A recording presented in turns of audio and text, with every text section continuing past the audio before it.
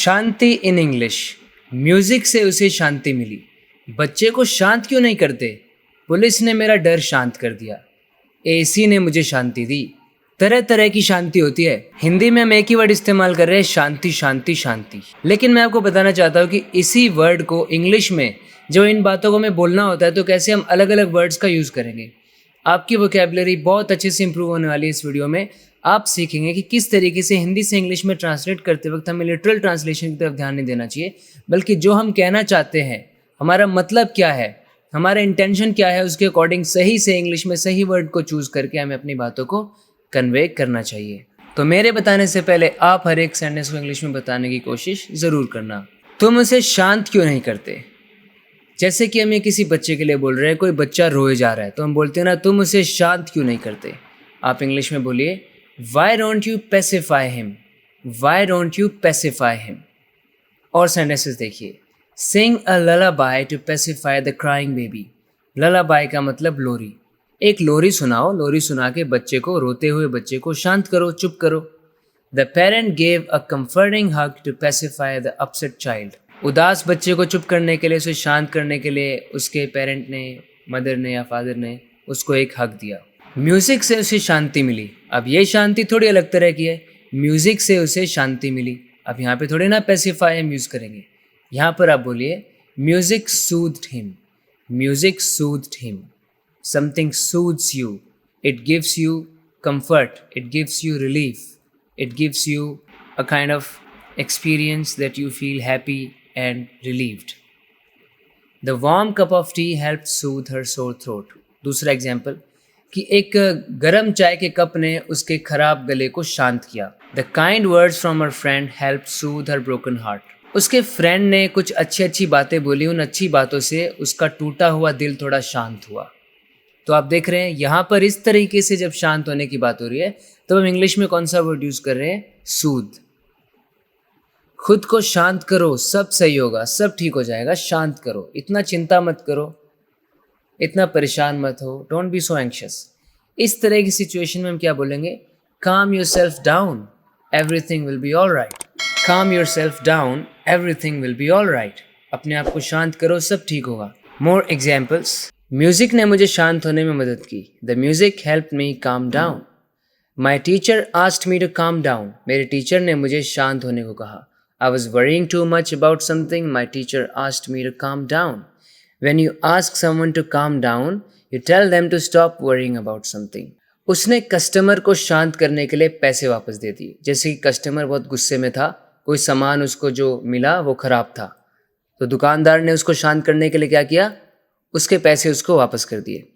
इस तरह की सिचुएशन में आप क्या बोलेंगे? आप यहाँ पर भी काम डाउन बोल सकते हैं। He return the money to appease, to mollify, to placate the customer.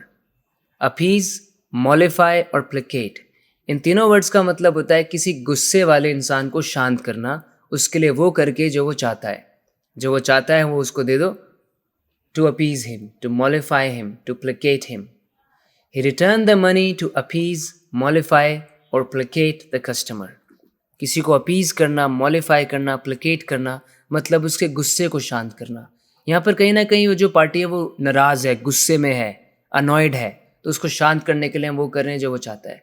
We're doing what he wants, to appease him, mollify him और to placate him. पुलिस ने मेरा डर शांत कर दिया। मैं किसी चीज़ को लेकर घबरा रहा था, डर रहा था। पुलिस ने बोला हम सब देख लेंगे। उन्होंने मेरा डर शांत कर दिया। अब डर शांत करना मतलब यहाँ पर तो आप पेसिफाई या काम डाउन यूज़ नहीं कर सकते। आप यहाँ पर बोलिए, police assuaged my fear, police assuaged my fear, the police assuaged my fear. When someone assuages a feeling you have, that means he does something that makes your feeling less severe. जैसे और examples देखिए, I tried to assuage his grief. वो दुखी था, मैंने उसके दुख को कम करने की कोशिश की, उसके दुख को शांत करने की कोशिश की। How can I assuage my guilt, मैं अपने गिल्ट को कैसे assuage करूँ? मैं अपने पश्चाताप को, मुझे इतना बुरा लग रहा है, मैंने कुछ गलती करी, अब मुझे बहुत बुरा लग रहा है उस चीज़ को लेकर, अब मैं अपने इस गिल्ट की फीलिंग को कैसे assuage करूँ? How can I assuage my guilt. तो इस तरह आपको assuage का यूज़ करना है। एसी ने मुझे शांति दी। अब गर्मी लग रही थी, एसी ऑन किया, एसी ने मुझे शांति दी। ये किस तरह की शांति है? इसके लिए आप बोलिए the AC gave me comfort और the AC gave me relief from heat. The AC gave me comfort और relief. More examples, his words were a great source of comfort. उसके शब्दों से मुझे बहुत राहत मिली, मुझे बहुत तसल्ली मिली, शांति मिली। His words were a great source of comfort. The soft pillow provided comfort. Pillow बहुत ही सॉफ्ट था तो उसने बहुत मुझे कंफर्ट दिया। It gave me comfort. Doctor ने मुझे शांति दी कि सब ठीक है। मैं घबरा रहा था, क्या होगा, ये हो गया वो हो गया। डॉक्टर ने बोला कोई बात नहीं, सब ठीक होगा।